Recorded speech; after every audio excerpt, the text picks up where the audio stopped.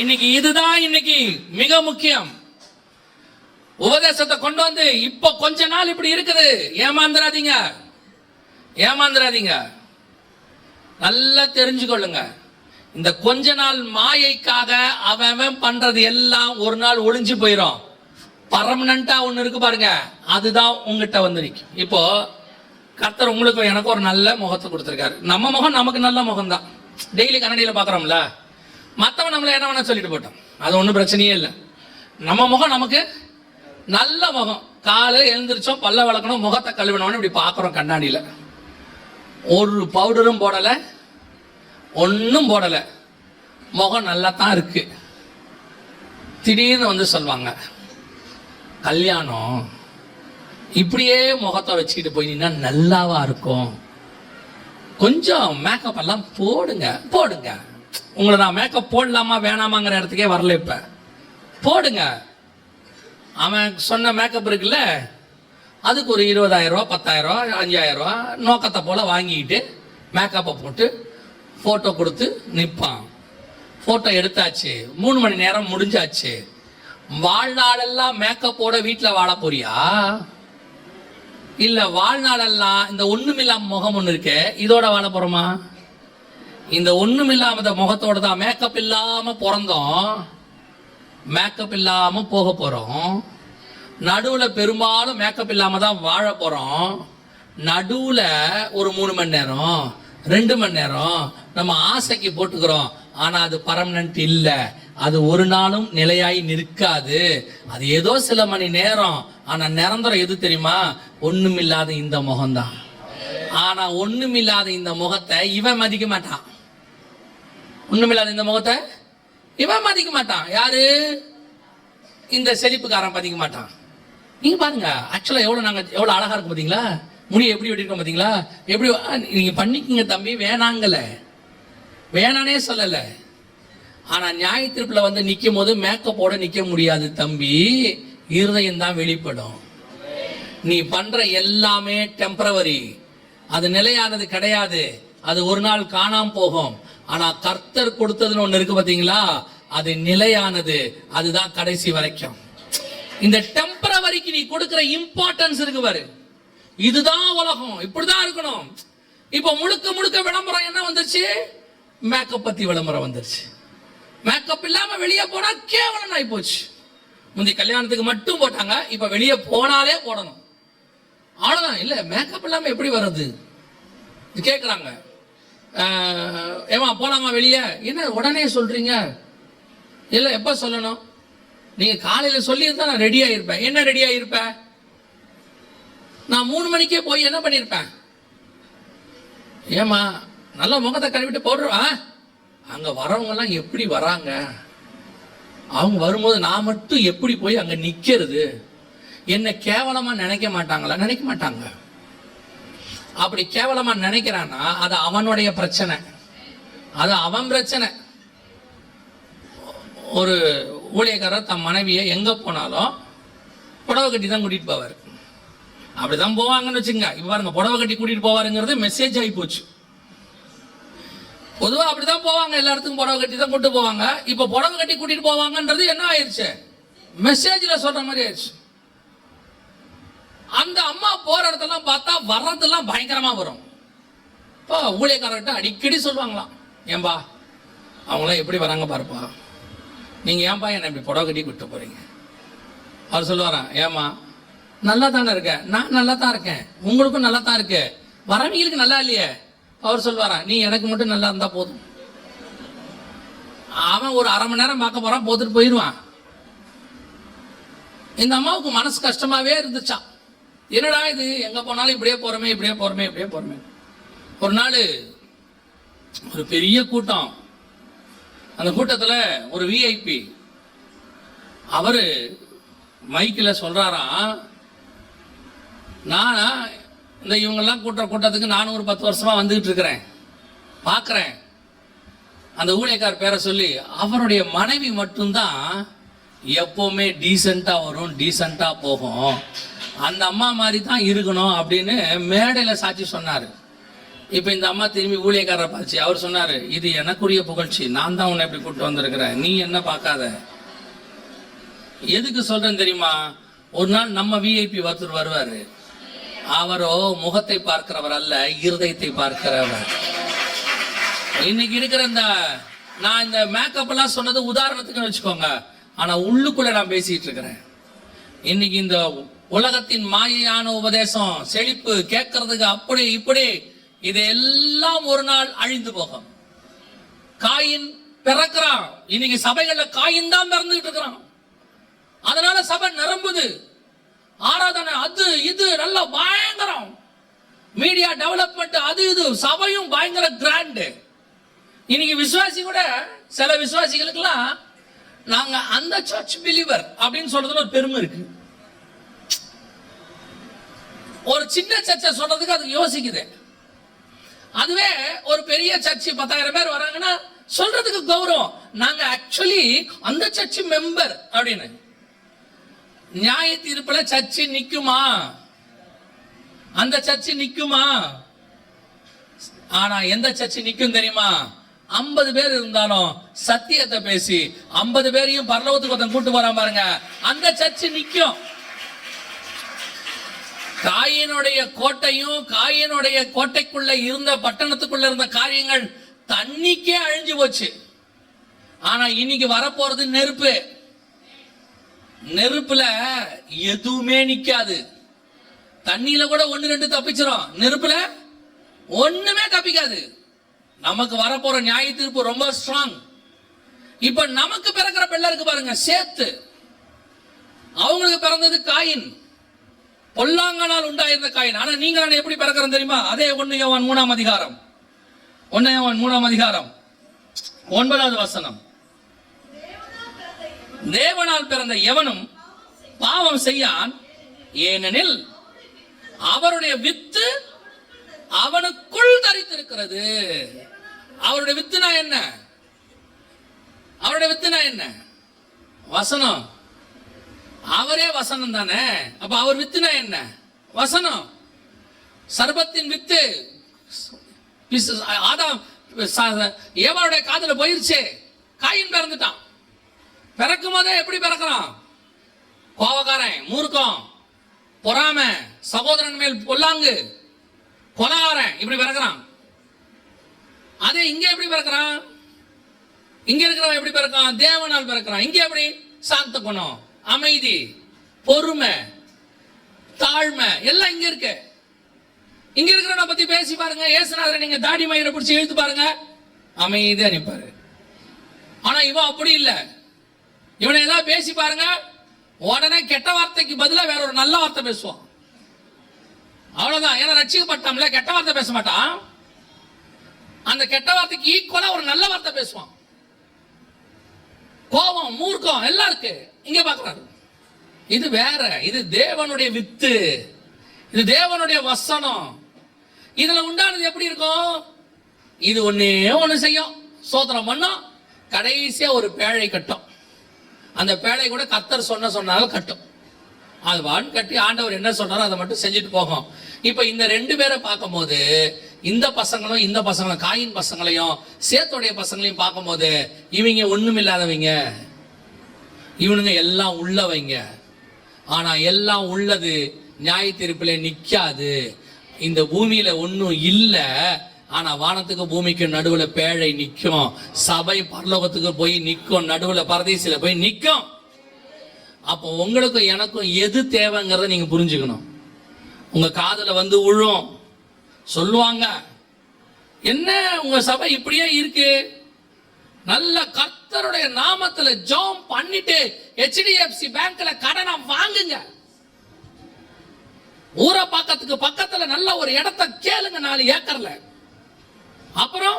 அப்புறம் என்ன, விசுவாசி எல்லார்கிட்ட இருக்கிறது மொத்தத்தையும் புடுங்குங்க.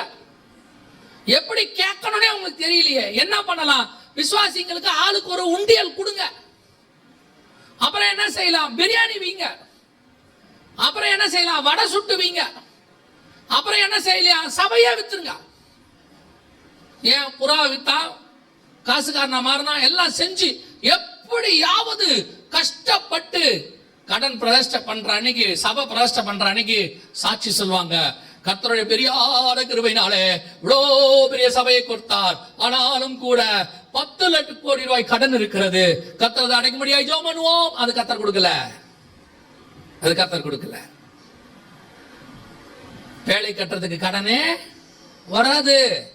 கர்த்தர் சொல்லி கட்டுற பேழையில கடன் வராது. பேழை மகிமை உடையதாக இருக்கும். பேழை மகிமை உடையதா இருக்கும். சாட்சி எப்படி சொல்லுவோம் தெரியுமா? கர்த்தர் எனக்கு ஆலயத்தை கட்டி கொடுத்தார், கர்த்தர் எங்களை ஆசீர்வதிச்சாரு, எங்கள் கரங்களை பலப்படுத்தினார், கர்த்தர் எங்களோடு கூட இருக்கிறதை நிரூபித்து காட்டினார்னு வரும். அல்லேலூயா. அந்த தேவன் சர்வ வல்லமை உள்ள தேவன். இப்போ ஏவாளுடைய பிறப்பு, ஏவாளுக்கு பிறக்கிறது 2 பிறக்கு பிறக்குது சபையில. ஒன்று பொல்லாங்கனால் உண்டாயிருந்த காயின், இன்னொன்று தேவனுடைய வித்து. நம்முடைய சபையில பொல்லாங்கனால் உண்டான காயின்களுடைய சந்ததி இருக்கவே கூடாது. தேவனால் உண்டான சேத்தினுடைய சந்ததிகள் மட்டும்தான் இருக்கணும். கடைசியாக இப்போ உபதேசம் வந்துச்சு, வித்து உள்ள பிசாசுடைய வித்து வந்துருச்சு, காயின் பிறக்கிறான். ஆனா இவங்க 2 பேரும் என்ன ஆயிட்டாங்க தெரியுமா? வாசிங்க, நம்ம கடைசி பாயிண்ட் பார்த்துட்டு முடிக்கலாம். ஆதியாகமத்தின் புஸ்தகம் 3ஆம் அதிகாரம் 10-11 வாசிங்க. தேவரருடைய சத்தம். இதுக்கு முன்னாடி அவன் யார் சத்தத்தை கேட்டான்?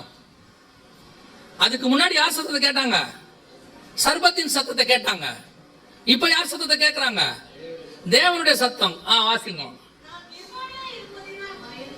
இப்ப தேவனுடைய சத்தம் வந்த உடனே இவனுக்கு ஒண்ணு தோணுது, இந்த சத்தத்துக்கு முன்னாடி நான் நிர்வாணமா நிக்க முடியாது. ஏன்? பிசாசுடைய சத்தம் என்ன நிர்வாணத்துக்கு நிக்க வச்சு, எனக்கு அப்ப கவலையே இல்ல.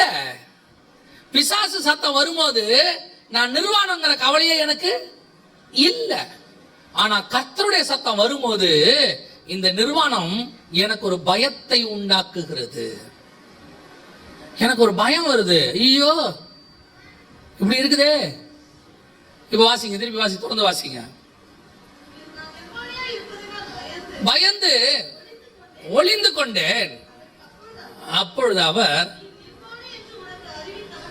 நீ நிர்வாணி என்று உனக்கு அறிவித்தவன் யார்? அப்படின்னா நீ சர்ப்பத்தின் வார்த்தையை கேட்க தொடங்கிட்டீன்னா உனக்கு சில நிர்வாணமான காரியங்கள் தெரிய தொடங்கும். உன் மாம்சம் தெரியும். நீ தேவனுக்கு முன்பாக நிக்க விடாம பயப்படும். நீ எப்ப தேவனுக்கு முன்பாக நிக்க பயப்படுறியோ அத வரைக்கும் நீ ஃபாலோ பண்ணது தப்புன்னு அர்த்தம். பத்சேபாள் இடத்துல தவறு செய்கிற வரைக்கும் தாவீதுக்கு பயமே இல்லை, பயமே இல்லை. ஆனால் எப்பொழுது தேவனுடைய வார்த்தையோட தீர்க்கதரிசி வந்து நிக்கிறானோ பயம் வந்து விட்டது.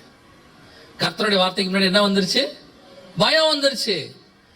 ஆசாரியன்கிட்ட போய் 30 வெள்ளி காசு வாங்குற வரைக்கும் யாருக்கு பயம் இல்லை? யூதாஸ்க்கு பயம் இல்லை. எப்போ இயேசு கிறிஸ்துவுக்கு முன்பாக நிக்கிற சூழ்நிலை வருமோ அப்ப என்ன வந்துரும்? பயம் வந்துரும். அவ்வளவுதான். அந்த வார்த்தை உனக்குள் இருக்கக்கூடியதான பாவத்தை வெளிக்காட்டும். அது உன்னை பயன்படுத்தும். இப்ப என்ன சொல்றான் புதிய உபதேசத்துல? நீ பாவின்னு சொல்லி உன்னை பயமுறுத்துறாங்கன்றான். இப்ப கர்த்தருடைய சத்தம் வந்தா உனக்கு என்ன வந்துச்சு? பயம் வந்துச்சு. இப்ப என்ன சொல்றான்? நீ பாவம் செஞ்சாலும் பயப்படாத. இப்ப என்ன உனக்கு சொல்லி கொடுக்கறான் தெரியுமா? நிர்வாணமா இருந்தாலும் தேவனுக்கு முன்னாடி எப்படி நில்லு? தைரியமா நில்லு. ஏன்? நீ பாவம் செஞ்சாலும் தைரியமா நில்லு. ஏன்? நிக்கிறவர் யாரு? பாவத்தை மன்னிக்கிறவரு. பாவத்தை மன்னிக்கிறவரு. ஆனா நிக்கிற நான் அப்படி நிக்க முடியாது. நீதிபதி நியாய தீர்ப்பு கொடுக்கிறவர் தான். அவர் என் மன்னிக்கிறவராக இருக்கட்டும். ஆனா நிக்கும் போது நான் எப்படி நிக்கணும்? நான் கையை கட்டி தான் நிக்கணும். பாருங்க, பாவமே செய்யாத தூதர்கள் பரலோகத்தில் இருக்கிறாங்க. தேவன் இருக்கிறார். ஆனா தூதன் எப்படி நின்னா தெரியுமா? தேவனுக்கு முன்பாக 2 சட்டைகளால் முகத்தை மூடி, 2 சட்டைகளால் கால்களை மூடி, 2 சட்டைகளால் பறந்து அவர் பரிசுத்தர் பரிசுத்தர் பரிசுத்தர்னு சொன்னாங்களா? ஏசாயா 6ஆம் அதிகாரத்தில் இருக்கு. ஏங்க, அவனுக்கு மாம்சமே இல்லைங்க, நிர்வாணமே இல்லைங்க. அவன் ஆவியின் சரீரத்தில் இருக்கிறான். ஆவியில இருக்கிறவனே எல்லாத்தையும் மூடிக்கிட்டு நிக்கிறான். ஆனா பிசாசு இன்னைக்கு சபைக்குள்ள உபதேசத்தை மாத்தி ஆம்பளை பிள்ளையும் பொம்பளை பிள்ளையும் டிரெஸ் சால்வையை தூக்கி ஆடுது. ஊழியக்கார சட்டையை கழட்டிட்டு ஆடுறான். ஆம்பளை ஆணும் பெண்ணும் சேர்ந்து ஆடுது டான்ஸ். உனக்கு சபைக்குள்ள தேவனுடைய வார்த்தை வரும்போது உனக்கு பயம் வரணும். கர்த்தருடைய வார்த்தைக்கு அப்படிப்பட்டதான வல்லமை உண்டு. கர்த்தருடைய சத்தம் காதேஸ் வனாந்தரத்தை அதிர பண்ணுற சத்தம். இன்னைக்கு கர்த்தருடைய சத்தத்தை முன்னாடி நிர்வாணமா நிக்க சொல்லி கொடுக்கிறான் பிசாசு. நீ ஏன் ஓடி பயப்படுற? பயப்படாத, தைரியமா நில்லு. கர்த்தருக்கு முன்பாக அப்பேற்பட்ட தூதர்களை மூடிக்கிட்டு நிக்கிறான். பயந்து மூடிட்டான். உடனே இவன் சொல்லுவான், நாமெல்லாம் பிள்ளைகள், நாமெல்லாம் அப்படி இருக்க கூடாது, நாமெல்லாம் தைரியமா இருக்கலாம். அப்படியா? 24 மூப்பர்கள் ரத்தத்தால் மீட்கப்பட்டவங்கன்னு சொல்றாங்க. 24 மூப்பர்கள் 5ஆம் அதிகாரத்துல வெளிப்படுத்தின விசேஷத்துல இயேசு கிறிஸ்து உள்ளே நுழைகிறாரு. அடிக்கப்பட்ட வண்ணமா இருக்கிற ஆட்டுக்குட்டி வருது. 24 மூப்பர்களும் முகம் குப்புற விழுந்து தாழ விழுந்து பணிந்து கொண்டு அப்படியே பணிஞ்சுக்கிறான் பாருங்க. தேவன வார்த்தை வரும்போது உனக்குள்ள ஒரு சுத்திகரிப்பு நடக்கும். நீ அந்த சுத்திகரிப்புல கர்த்தருக்கு முன்பாக யோசிச்சு பாருங்க. அப்பேற்பட்ட எலியா, வானத்துக்கு ஏறி போன எலியா, கர்த்தருடைய வார்த்தை வரும்போது தன் முகத்தை மூடிக்கொண்டான். இன்னைக்கு என்ன சொல்லி கொடுக்கிறான்? ஆடு, குதி, விசிலடி, கத்து, கூக்குரல் எடு. அதெல்லாம் ஒண்ணு இல்ல. உன்னை பயமுறுத்தி வச்சிருக்கிறாங்க. உனக்கு பிசாச பத்தின பயம் தான் இருக்க கூடாதே ஒழிய தேவனை பத்தின பயம் இருக்கணும். தேவனை பத்தின பயம் இருக்கணும்.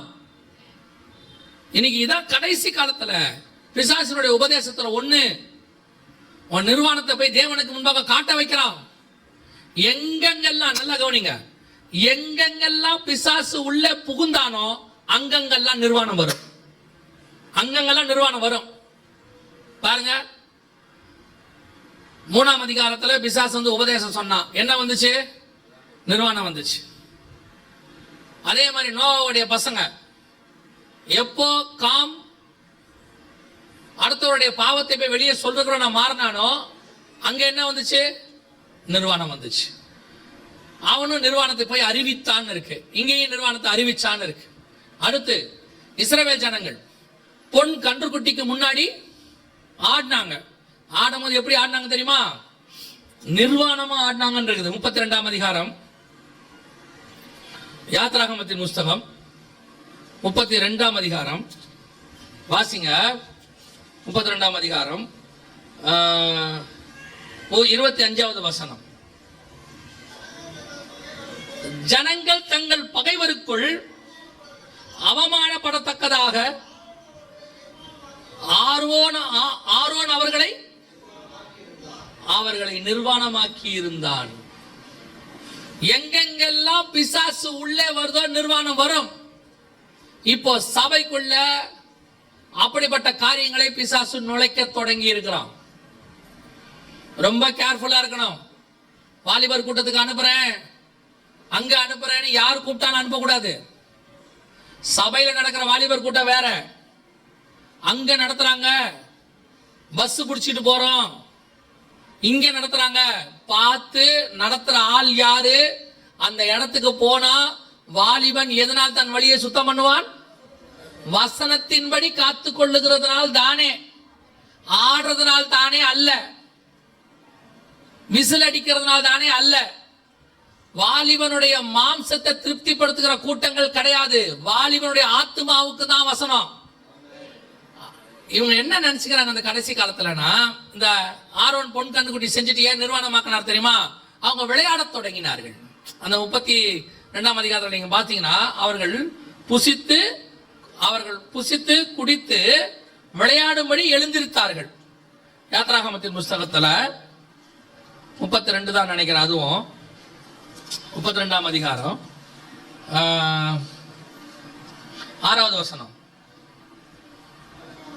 மறுநாள் அவர்கள் அதிகாலையில் எழுந்து சர்வாங்க தகன பலிகளிட்டு சமாதான பலிகளை செலுத்தினார்கள்.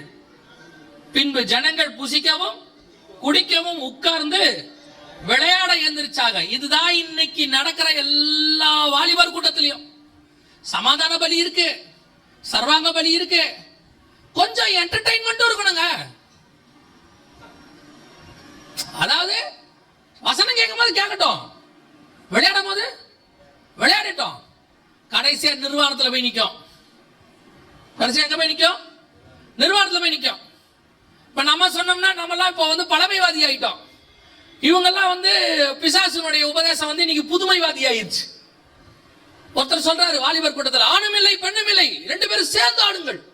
ஏன்னா பரலோகத்தில் ஆணும் இல்லை பெண்ணும் இல்லை. பரலோகத்தில் நீயே இல்லடா. பரலோகத்தில் ஆணும் இல்லை பெண்ணும் இல்லை, அதனால இங்கேயும் கிடையாது, எல்லாம் சேர்ந்து ஆடுங்க. கரெக்ட். ஆரம்பத்தில் துதித்தார்கள், அப்புறம் பாடினார்கள், அப்புறம் எல்லாம் சேர்ந்து விளையாடினார்கள். கடைசியா போகும்போது நம்பர் வாங்குவார்கள், முடிவில் நிர்வாணம் வரும். இன்னைக்கு தான் சபைக்குள்ள நடந்துட்டு இருக்குது. சபை என்பது தேவனுடைய மனவாட்டி. அதுக்குள்ள அடுத்தவன் விளையாடுறதுக்கு வேலை கிடையாது. இங்க இப்பவும் சொல்றேன், கீழே பொன் கண்ணுக்குட்டியில ஆடிக்கிட்டு இருக்கிறான், ஆடுற வரைக்கும் தெரியாது, ஆட்டம் போய்கிட்டே இருக்கும். மேல ஒருத்தருக்கு கோபம் ஏறிக்கிட்டே இருக்குது, மேல ஏறிக்கிட்டே இருக்கு கோபம். ஒரே கொஞ்ச நேரம் பொறுத்து பார்த்தாரு. அவங்கிட்ட சொன்னாரு, கீழே போ, ஜனங்கள் தங்களை கெடுத்து கொண்டார்கள். ஒரு கூட்டம் என்ன நினைச்சு தெரியுமா? யுத்த சத்தம் கேட்கிறது, யுத்தத்தின் ஆர்ப்பரிப்பு கேட்கறதுன்னா யோசுவா, நீ தெரியாத ஆளா இருக்கடே, நீ எல்லாத்தையும் வெள்ளந்தியா பாக்குறது. சில ஊழியக்காரங்க அப்படித்தான், எல்லாத்தையும் வெள்ளந்தியா பாக்குறது. அப்படியாங்க? இதெல்லாம் எடுத்து சொன்னதான் அவனுக்கு தெரியுது. இல்லைன்னா சில ஊழியக்காரங்களுக்கு எல்லாமே நல்லதுதான். அதுல பெரிய ஊழியக்காரங்க கூட இருக்காங்க, அவங்களுக்கு ஒன்னும் தெரியறது இல்ல. அவங்க எதை பார்த்தாலும் ஓ சோத்திரம், பிரைஸ் தி லார்ட், ஹalleluya. அவன் உள்ள பூந்துட்டான் பிசாசு. கண்ணுக்குட்டி உள்ள வந்துருச்சு, பொண்ணு கண்ணுக்குட்டி. மேல இருந்து ஒருத்தர் சொல்லி அனுப்புறாரு, கீழே போ, கெடுத்துட்டான். இவன் கீழே வந்து கற்பலகையை போட்டு உடைக்கிற வரைக்கும் கீழே இருக்கிறவனுக்கு இந்த விஷயம் எதுவுமே தெரியாது. மேல ஒருத்தர் நியாய தீர்ப்புக்கு ரெடி ஆயிட்டாருன்னு தெரியவே தெரியாது. இவன் ஆடுற ஆட்டம், குதிக்கிறான் குதி. இவன் குதிக்கிற வரைக்கும் ஒன்னும் ஆகலன்றதுனால இவன் நினைச்சுக்கிட்டான் நம்ம செய்யறதெல்லாம் சரி, நம்ம ஆடுறதெல்லாம் கரெக்ட், நாம குதிக்கிறதெல்லாம் சரி. ஆண்டவர் சொல்றாரு, குதி, குதிச்சுட்டே இரு, உன்னை நியாயம் தீர்க்க என் வசனம் வந்து கொண்டிருக்கிறது. மேல கற்பலகைகள் வந்துகிட்டே இருக்குது. அப்பயாவது கற்பலகைகள் எழுதினாரு, இப்ப பரிசுத்த ஆவியானவர் அக்கினியில இறங்கிட்டு இருக்கிறாரு. நியாயம் தீர்க்க போகிற வசனம் வருது. ஆடுறவன் ஆடட்டும், குதிக்கிறவன் குதிக்கட்டும். ஒரு கூட்டம் மாத்திரம் மலையில உட்கார்ந்து தேவனோடு கூட வசனத்தை வாங்கி கொண்டு இருக்கட்டும். அந்த கூட்டம் மட்டும்தான் பிழைக்கும். ரொம்ப கேர்ஃபுல்லா இருந்து கொள்ளுங்க விசுவாசிகள். இன்னைக்கு இல்லங்க, அங்க ஆக்சுவலா பெரிய கூட்டம் போதே. ஆமா, நரகத்துக்கு எப்பவும் பெரிய கூட்டம் தான் போகும், பரலோகத்துக்கு சின்ன கூட்டம் தான் போகும். கீழே அழியும் போது பெருசா அழிஞ்சிச்சு, பேழைக்குள்ள 8 தான் போச்சு. அதான் உண்மை. ரொம்ப கேர்ஃபுல்லா இருந்து கொள்ளுங்க. கூட்டத்தை வச்சு டிசைட் பண்ணாதீங்க, இப்ப நடக்கிறத வச்சு டிசைட் பண்ணாதீங்க. முடிவிலே நியாயம் தீர்க்கிறவர் ஒருவர் இருக்கிறார், அவர் நியாயம் தீர்ப்பார். கடைசியா நிர்வாணத்தில் தான் நிறுத்துவான். இப்பவும் சொல்றேன், உங்களுக்கு இப்ப தெரியாது. வேண்டும் என்றால் கர்த்தருக்கு சித்தமானால் இதை தீர்க்க தரிசனமாய் வைத்துக் கொள்ளுங்கள். இப்பொழுது ஆடிக்கொண்டிருக்கிற இவர்கள் ஒரு நாள் நிர்வாணத்தில் கொண்டு வந்து நிறுத்துவார்கள். எல்லாரையும் தப்பு இல்லையம்பா, குற்றம் இல்லையம்பா, கர்த்தர் எல்லாத்தையும் எடுத்து போட்டாரும்பா. பிள்ளைகளை மோசம் போக்குற ஒரு பெரிய கூட்டம் வெளியே சுத்திக்கிட்டு இருக்குது. உங்களுக்கும் எனக்கும் தேவனுடைய வித்து உள்ளே இருக்கிறது. நீ நானும் எப்படி இருப்போம் தெரியுமா? வாசிங்க முடிக்கலாம். நீங்களான மனவாட்டி, நாம எப்படி இருப்போம் தெரியுமா? ஏவாள் நிர்வாணமானாங்க. ஆனா உங்களுக்கும் எனக்கும் வெளிப்படுத்தின விசேஷம் 19ஆம் அதிகாரம் 7-8 வாசிங்க. நாம் சந்தோஷப்பட்டு களி கூர்ந்து, நல்லா கவனிங்க, அவனும் அங்க களி கூர்ந்து சம டான்ஸ் விளையாடவும் எழுந்திருச்சார்கள். அவனும் சந்தோஷமா தான் இருக்கான், நாமளும் சந்தோஷமா தான் இருக்கிறோம், நாமளும் களி கூறுறோம். அவன் பரவச நிலைக்கு போயிடுறான். ஆடி டயர்ட் ஆகி தண்ணி குடிச்சு பயங்கரமா போயிடறான். நாமும் சந்தோஷமா களி கூர்ந்து கர்த்தரை என்ன செய்வோம்? துதி செலுத்த கடவோம். ஆசிங்க. வந்தது அவருடைய மனைவி ஆயத்தம் பண்ணினாள் என்று சொல்ல கேட்டேன். சுத்தமும் பிரகாசமுமான மெல்லிய வஸ்திரம் தரித்துக் கொள்ளும்படி அவளுக்கு கொடுக்கப்பட்டது. அந்த மெல்லிய வஸ்திரம் பரிசுத்தவான்களுடைய நீதியே. பரலோகத்திலிருந்து இறங்கி வருகிற பரிசுத்த மனவாட்டியாகிய சபைக்கே கர்த்தர் வஸ்திரத்தை மேல போட்டு வச்சிருக்கிறார். அந்த வஸ்திரம் பரிசுத்தவருடைய நீதி. இவன் நிர்வாணம், அவன் மேல வஸ்திரம் இல்ல, ஆனா உன் மேல என் மேலேயோ நீதி என்கிற வஸ்திரம் போடப்பட்டிருக்கிறது. கர்த்தர் தம்முடைய ரத்தத்தினாலே நம்மளை கழுவி இருக்கிறார். விசுவாசம் கர்த்தர் நீதியா எண்ணினார். ஞானசானம் எல்லா நீதிக்கும் கீழ்ப்படிங்கள் என்று சொன்னார். கர்த்தருடைய வார்த்தை நமக்கு நீதியாய் இருக்கிறது. எந்த பரிசுத்தவானுடைய வஸ்திரம், நீதி என்பது ஒரு வஸ்திரம், அதை கொடுத்திருக்கிறாரு. நீ நான் நிர்வாணமாக முடியாது. கர்த்தருடைய வசனம் வர வர வர உங்க மேலே என் மேலேயும் மெல்லிய வஸ்திரத்தை கர்த்தர் போட்டுக்கொண்டே வருவார். அவன் வார்த்தை உள்ள வர வர ஆண்ட நிர்வாணத்தை அங்கே கொண்டு வருவான். வஸ்திரம் களையப்படும் அங்கே. இதுதான் வித்தியாசம் மனவாட்டி சபைக்கு. அன்னைக்கு உள்ள சபை நிர்வாணமாச்சு, இன்னைக்கு உள்ள சபை வஸ்திரம் போட தொடங்கிருச்சு. அன்னைக்கு உள்ள சபை நிர்வாணத்தை பார்த்து கர்த்தருடைய வார்த்தை வந்த உடனே பயந்துச்சு. இன்னைக்கு உள்ளது வஸ்திரத்தை போட்டிருக்கிறதுனால மணவாளன் மேல பயம் இல்லை, அன்பு இருக்கிறது. நல்லா தெரிஞ்சுக்கொள்ளுங்க. நீ தேவனோட சஞ்சரிக்கிறவனா மாறிட்ட, தேவன் மேல அன்பா மாறிட்டனா உனக்கு அந்த தேவனுடைய களி கூறுதல் உள்ளே வர தொடங்கணும். நீங்கள் நானும் மனவாட்டியா மாற தொடங்கிடுவோம்.